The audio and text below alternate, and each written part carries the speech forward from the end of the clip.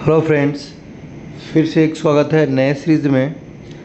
आज का फिर बहुत इंपॉर्टेंट क्वेश्चंस है जो कि गवर्नमेंट जॉब के लिए बहुत इंपॉर्टेंट है।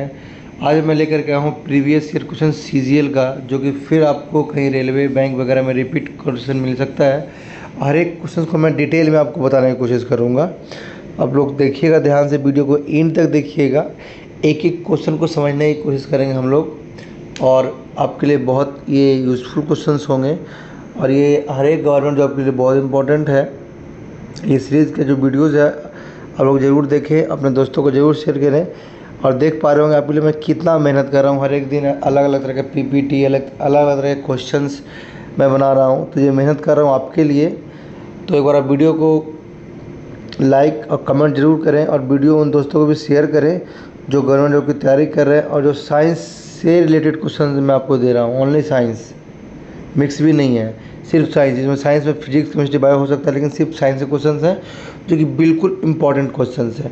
तो वीडियो को शेयर करें और लाइक कमेंट जरूर कीजिएगा। अगर आप हमारे चैनल पर नए आए हैं तो चैनल को सब्सक्राइब भी कर लें, जिससे आपको हमेशा आपको नोटिफिकेशन से मिलता रहेगा।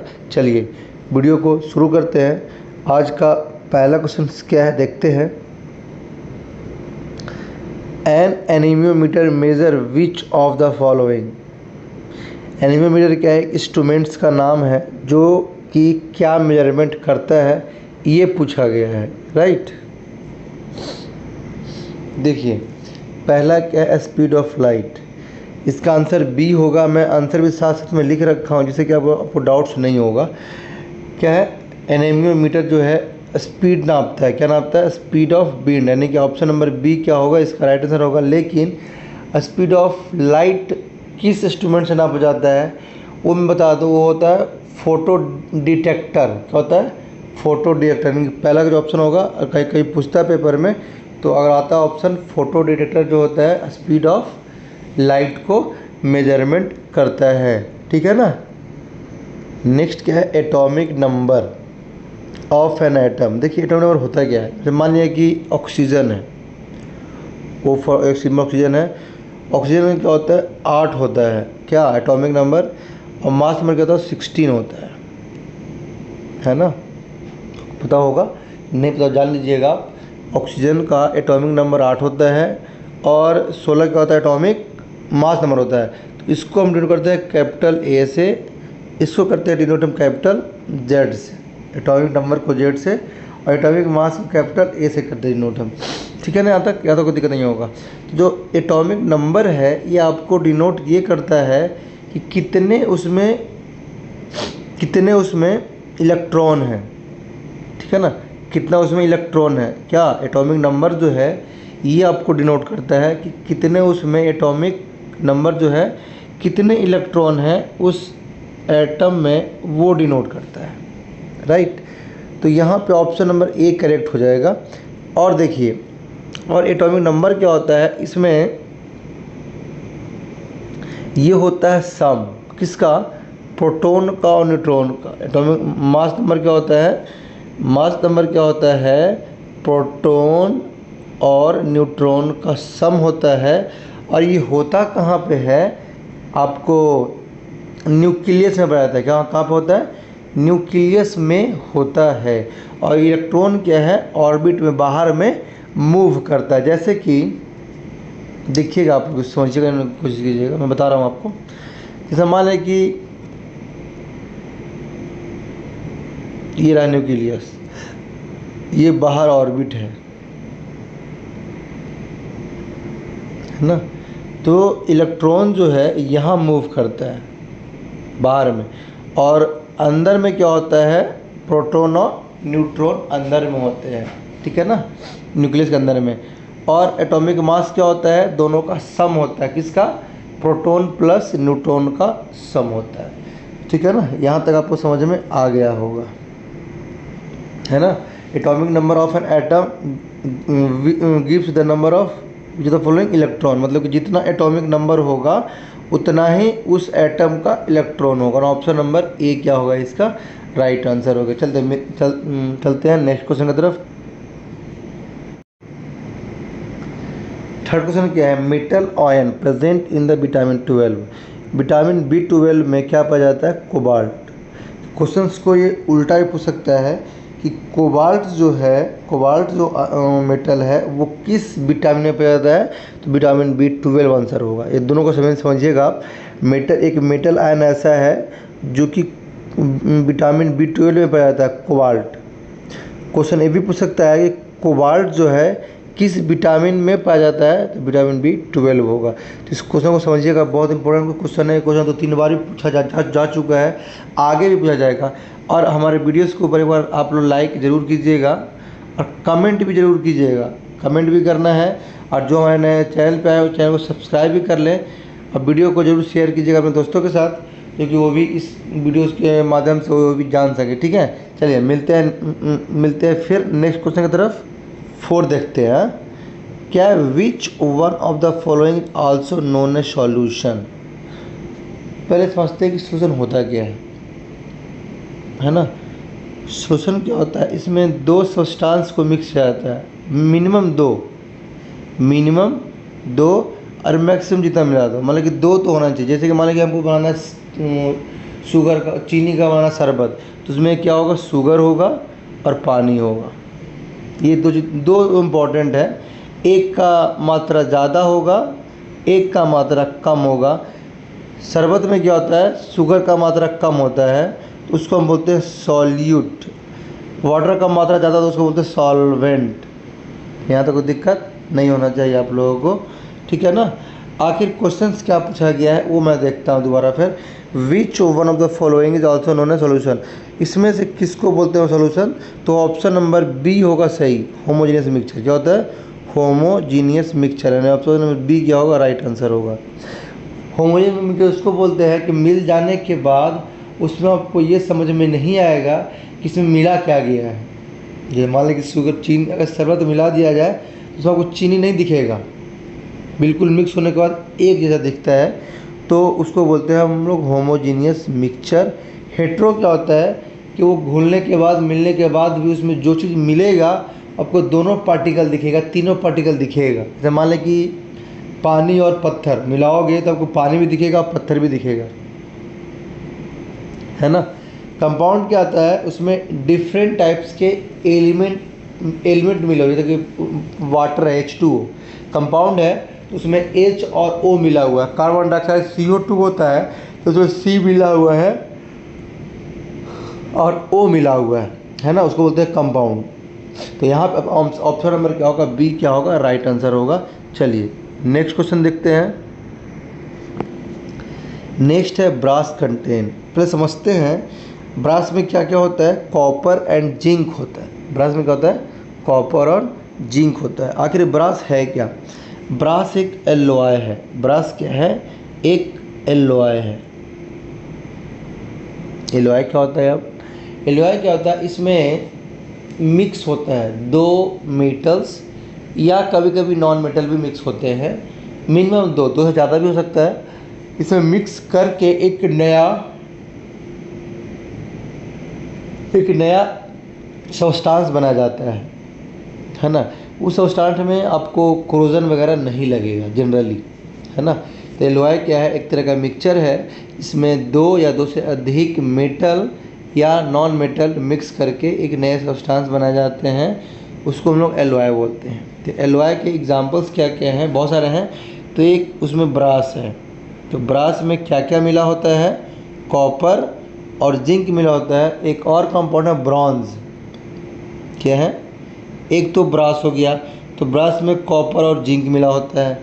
एक है ब्रॉन्ज, उसमें कॉपर और टिन मिला होता है। ऑप्शन नंबर बी होगा इसके अकॉर्डिंग। ब्रास में क्या होता है? कॉपर और जिंक। इस जो क्वेश्चन हमारे पास, उसका ऑप्शन तो ए हो गया। एक होता है ब्रॉन्ज, जो क्वेश्चन हमेशा पूछा जाता है, उसमें क्या मिला होता है? कॉपर और टिन मिला होता है, ठीक है ना। एक होता है brass, A B L Y है, उसमें मिक्स होता है कॉपर और जिंक। एक होता है ब्रॉन्ज, उसमें मिला होता है कॉपर और टिन। ओके, दोनों अलग अलग क्वेश्चन है, मैं आपको समझा दिया हूँ। फिर चलते हैं नेक्स्ट क्वेश्चन की तरफ। ब्लड प्रेशर में be increase by excess secretions of,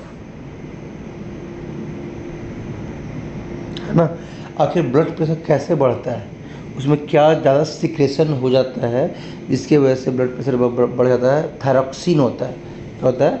thyroxine. ठीक है ना। ऑप्शन बी क्या है? टेस्टोस्टेरोन, जो कि फीमेल में पाया जाता है। इसके वजह से एक तरह का एक सेक्स हार्मोन है टेस्टोस्टेरोन हार्मोन। ठीक है ना। है आखिर इसमें एक क्वेश्चन और बन सकता है कि ब्लड प्रेशर को किससे हम लोग नापते हैं, किस इंस्ट्रूमेंट से नापते हैं ब्लड प्रेशर को? उसको हम बोलते हैं स्फेग्नोमैग्नोमीटर। क्या बोलते हैं? SPHY, स्फेग्नोमैग्नोमीटर। क्या बोलते हैं उसको हम लोग? स्फेग्नोमैग्नोमीटर। यानी एक ऐसा इंस्ट्रूमेंट है जो कि ब्लड प्रेशर को नापता है, उसको बोलते हैं हम लोग स्फेग्नोमैग्नोमीटर। नाम थोड़ा बड़ा है, स्फेग्नोमैग्नोमीटर बोलते हैं उसको, जो कि ब्लड प्रेशर को मेजरमेंट करता है। चलिए फिर करते हैं next question. Fibre optics cables used in communication work. अगर देखिए, आप देखते होंगे, अब फ़ोन वगैरह पे बात हम लोग करते हैं, यहाँ हमारे फ़ोन से आपके घर तक या किसी और के घर तक कोई कनेक्शन नहीं है, लेकिन फिर भी बात यहाँ से वहाँ कैसे पहुँचता है, उसमें फाइबर ऑप्टिक्स का यूज़ किया जाता है। तो आखिर फाइबर ऑप्टिक्स जो केबल है उसमें कौन सा प्रिंसिपल है जिस प्रिंसिपल की वजह से वो हमारी आवाज़ आप तक, आपकी आवाज़ किसी और तक पहुँचता है? उसको बोलते हैं हम लोग टोटल इंटरनल रिफ्लेक्शन, TIR। क्या होता है? TIR जो होता है, जिसकी वजह से आप लोग अपनी कम्युनिकेशन करते हैं। इस TIR की वजह से और भी है, रेनवो जो बनता है वो भी TIR के वजह से ही बनता है, टोटल इंटरनल रिफ्लेक्शन की वजह से ही बनता है। चलिए करते, आज के लिए करते हैं नेक्स्ट क्वेश्चन की तरफ बढ़ते हैं हम लोग। डायमेंशन ऑफ ML-2, यानी ऐसे देखो, समझते इसको भी देखिए, यानी ऐसे होता है ये ML-T- का जो 2 है, ये किसका डायमेंशन है? 4 ऑप्शन में से देखते हैं कि चारों को होता क्या क्या है। पहला क्या है? फोर्स। क्या है? फोर्स का फॉर्मूला क्या होता है? मास इनटू में एक्सेलरेशन होता है ना। एक्सेलरेशन फॉर्मूला क्या होता है? देखिए इसको पहले मैं मिटाता हूँ। पहले क्या है? वेलोसिटी। लास्ट में क्या है? वेलोसिटी क्या होता है? डिस्टेंस अपॉन में टाइम। डी का डिस्टेंस को हम लोग जो होता है डायमेंशन, वो क्या होता है? एम होता है। क्या होता है? एम होता है अपॉन में टी। मतलब इसको ऐसे लिखेंगे हम तो MT-1 हो जाएगा। किसका? डी का, वेलोसिटी का। नेक्स्ट क्या है? एक्सेलरेशन क्या होता है? देखिए उसको देखता हूँ मैं अभी। नेक्स्ट क्या होता है? नेक्स्ट एक्सेलरेशन क्या होता है? देखिए उसको भी। एक्सेलरेशन क्या होता है? V अपॉन में T। तो हमने क्या देखा है? V का ML-1 अपॉन में T का यहाँ कुछ मैंने गलत कर दिया, एक बार थोड़ा देखिएगा दोबारा, एक बार मिस्टेक हो गया। क्या मैं दिखाता हूँ आपको मिस्टेक हुआ क्या है। थोड़ा डायमेंशन में मिस्टेक हुआ है। देखिए फॉर्मूला क्या था वेलोसिटी का? D अपॉन में T होता है। D for distance. तो डिस्टेंस को हम लोग L से करते हैं, ना कि M से करते हैं मास को। D फॉर डिस्टेंस बोल सकते हैं या डिस्प्लेसमेंट बोल सकते हैं। तो जो डिस्टेंस हमारा है, डिस्टेंस जो है, डिस्टेंस को हम लोग L से करते हैं, L से करते हैं डायमेंशन उसका होता है। और T को T हो गया, इसको लिखोगे आप लोग तो L-T-1 ये हो गया आपका वेलोसिटी का। ऐसे ही अगर निकाला जाए एक्सेलरेशन का तो क्या होगा? वो होगा आपको A फॉर एक्सेलरेशन, ये होता है वेलोसिटी अपॉन में टाइम। तो V का क्या होता है? L-T-1 अपॉन में T। इसको ऊपर लेके जाएंगे, नीचे प्लस में होता है ना, ऐसा करके हो जाएगा, ये जगह ऊपर में हो जाएगा कितना? L-T-2। ये हो गया आपका एक्सेलरेशन का। क्या हो गया एक्सेलरेशन का? क्या हो गया डायमेंशन एक्सेलरेशन का? L-T-2। ये क्या हो गया? ये तो रहा वेलोसिटी का, ये रहा वेलोसिटी का, ये रहा आपका एक्सेलरेशन का।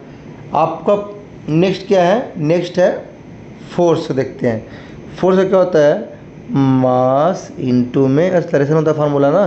तो मास का तो एम हो गया डायमेंशन, और ये रहा अच्छा, ये फॉर एक्सेलरेशन इसका क्या होता है एल टी माइनस का 2, एल टी माइनस का 2, जैसे कि ये वाला, ये रहा किसका फोर्स का। ठीक है यहाँ तक ना, ये रहा फोर्स का। मैंने बताया आपको, पहले बताया वेलोसिटी का, ठीक आपने देखा भी होगा, ये रहा वेलोसिटी का, फिर ये वाला रहा एक्सेलरेशन का, ये रहा फोर्स का। एक और बचा डी, बी में क्या वर्क डन में क्या होता है फोर्स मल्टीप्लाई डिस्टेंस होता है, फोर्स मल्टीप्लाई। तो ये रहा फोर्स का, तो क्या क्या लिखा मैंने अभी एम एल टी माइनस का 2 लिखा। इसमें एस फोर होता है डिस्टेंस, मतलब एक एल और मल्टीप्लाई हो जाएगा, तो एक एल यहाँ था, एक और ऐड कर दोगे एल का स्क्वायर हो जाएगा, मतलब कि एम एल का पावर 2 टी माइनस का 2, ये हो जाएगा वर्क डन का। यहाँ क्वेश्चन क्या क्या किया है कि एम एल टी माइनस 2 किसका होता है, तो वो होता है फोर्स का। यहाँ ऑप्शन नंबर ए क्या होगा इसका राइट आंसर। मैंने आपको बिल्कुल ब्रीफली बताया है, ये चारों में से किसी का भी पेपर में पूछा जा सकता है। तो फोर्स का क्या हो जाएगा M L T minus 2, work done में क्या हो जाएगा एम एल का स्क्वायर टी माइनस का 2। एक सी में क्या है एक्सेलरेशन है, उसका हो गया एल टी माइनस 2। नेक्स्ट है वेलोसिटी, उसका हो गया एल टी माइनस 1। ये मैंने आपको बिल्कुल डिटेल में बताया, इस क्वेश्चन को समझने की कोशिश कीजिएगा आप लोग। अगर कोई डाउट्स होगा तो आप मेरे को कमेंट बॉक्स में ज़रूर बताइएगा, राइट। कोई भी डाउट्स हो आप मेरे को बताइएगा, हमारी टीम जरूर देखेगी मैसेज और रिप्लाई भी आपको मिलेगा। अब मैं आपको हेल्प करूँगा। वीडियो पे लाइक ज़रूर करें, कमेंट भी करें, वीडियो को शेयर करें, और आप हमारे चैनल पे नए आए हैं तो चैनल को सब्सक्राइब कर लें, जिससे आपको नोटिफिकेशन हमेशा मिलता रहेगा। चलिए फिर बढ़ते हैं नेक्स्ट क्वेश्चन के तरफ।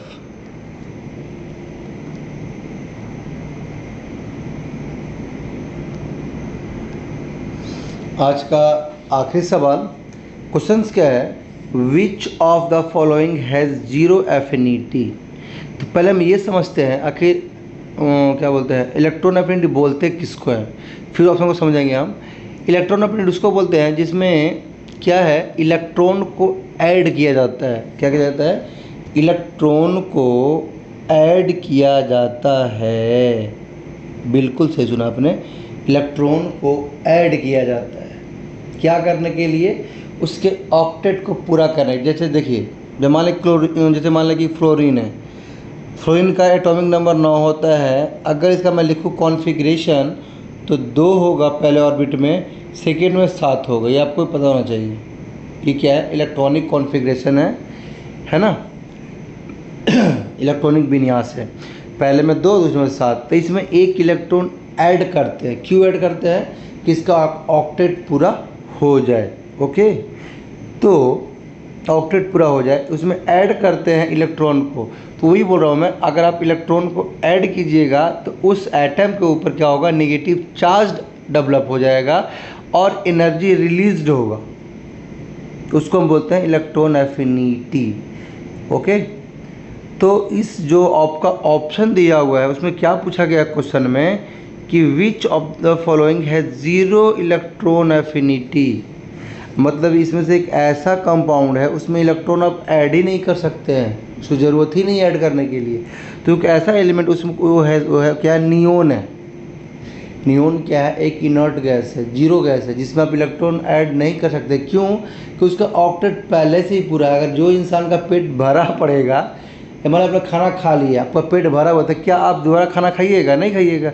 ऐसे ही जो जीरो ग्रुप है या इनर्ट ग्रुप है, नोबल गैस है, उसमें इलेक्ट्रॉन पहले से ही उसके ऑर्बिट में 8 हैं। जितने भी एलिमेंट है वो क्या चाहते हैं कि हमारे आउटर मोस्ट ऑर्बिट में 8 इलेक्ट्रॉन हो। अगर उसमें 8 पहले से ही हैं नियोन में, जैसे नियोन का होता है 10, कहते हैं नियोन का 10 होता है, तो अब लिखोगे तो 2 और 8 होगा। इसमें 8 तो पहले से ही हैं, तो इसमें इलेक्ट्रॉन ऐड क्यों करेंगे हम, है ना बात सही। तो इसमें नियोन ही है जो इसका क्या होता है जीरो इलेक्ट्रॉन एफिनिटी होता है। और इसमें हम डिटेल बात करते हैं।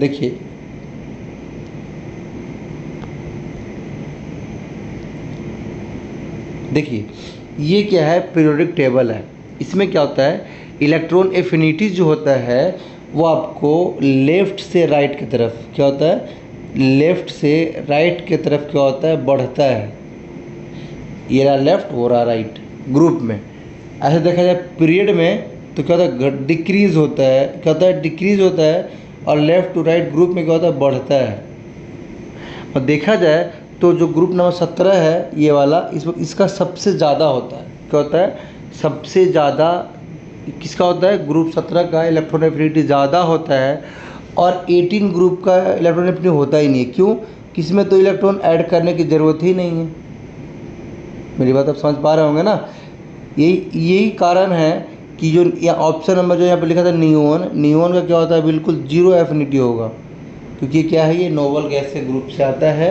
ये इलेक्ट्रॉन को कभी भी एक्सेप्ट नहीं करेगा। तो ये मैंने आपको बिल्कुल डिटेल में बताया है। आई होप आप मेरी बात समझ पा रहे होंगे। अगर फिर भी कोई डाउट आता होगा तो आप मेरे को कमेंट बॉक्स में ज़रूर कमेंट कीजिएगा। मेरी टीम आपको पूरा हेल्प करेगी समझने में। अगर आप हमारे चैनल पे नए आए हैं तो चैनल को क्या करेंगे, सब्सक्राइब कर लीजिएगा। इससे आपको क्या होगा, नोटिफिकेशन मिलता रहेगा। चलिए फिर मिलते हैं नेक्स्ट चीज़ में कल। तब तक के लिए धन्यवाद। Thank you, take care, bye bye.